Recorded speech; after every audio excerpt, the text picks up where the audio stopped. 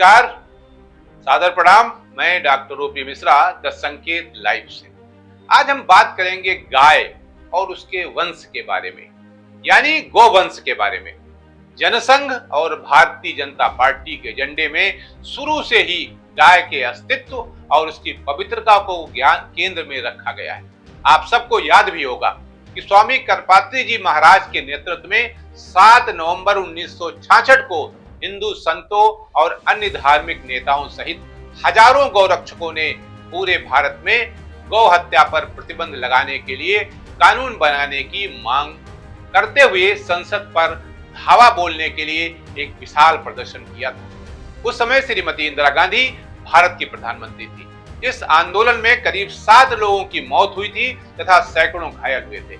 इसमें आरएसएस के लोग भी शामिल थे। वैसे भी हिंदू धर्म या हिंदू समाज में गाय को बहुत ही पवित्र माना गया है। अधिकांश हिंदू परिवारों में आज भी पहली रोटी गाय के लिए बनती है। अभी पिछले दिनों प्रधानमंत्री नरेंद्र मोदी के आवास लोक कल्याण मार्ग पर एक गाय ने बच्चे को जन्म दिया।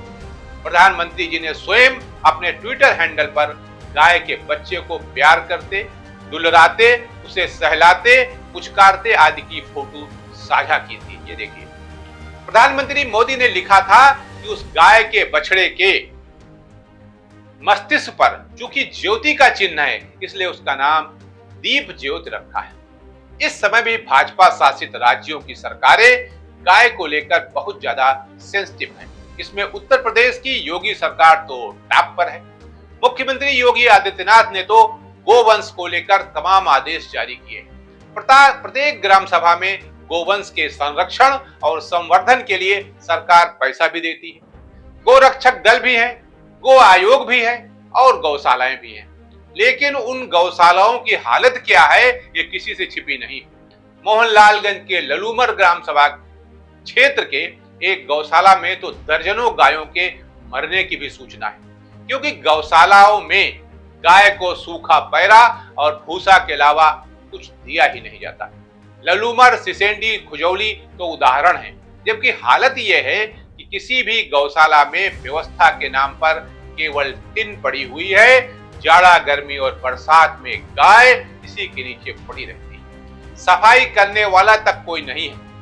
यहाँ यह सवाल उठना लाजमी है कि क्या इन्हीं गायों को बचाने के नाम पर हरियाणा के फरीदाबाद में कथित गौरक्षकों ने आर्यन मिश्रा की हत्या की थी। इतना ही नहीं, पिछले दिनों हाईकोर्ट की लखनऊ बेंच ने प्रदेश में गौशालाओं की व्यवस्था पर विस्तृत जवाब मांगा है। अदालत ने यह भी पूछा है कि 30 रुपए प्रतिदिन में गौशाला की गायों को क्या खिलाया जाता है। आप जान लें कि एक गाय के रख रखाव में 30 रुपया सरकार देती है और उसमें से कुछ प्रधान जी, कुछ सचिव जी भी खा लेते हैं, तो उस गाय के जुम्मे शायद 10 रुपया आता हो।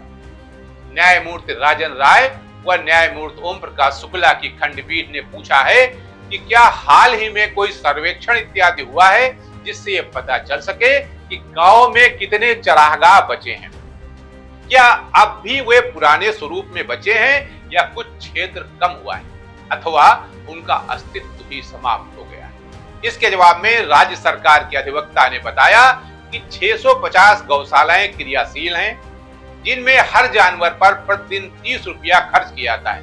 जबकि अगर वास्तव में पता किया जाए तो हालत बद से बदतर है। गोवंश सड़कों पर मर रहे हैं, दुर्घटनाएं हो रही हैं, लोग चोटिल हो रहे हैं, लेकिन सरकार को शायद कुछ भी लेना देना नहीं। तभी तो गाय पालक दूध निकालकर गायों को सड़क पर छोड़ देते हैं और वो गायें या वो गोवंश किसी न किसी बड़ी दुर्घटना का कारण बन जाती हैं। आज के लिए इतना ही। नमस्कार।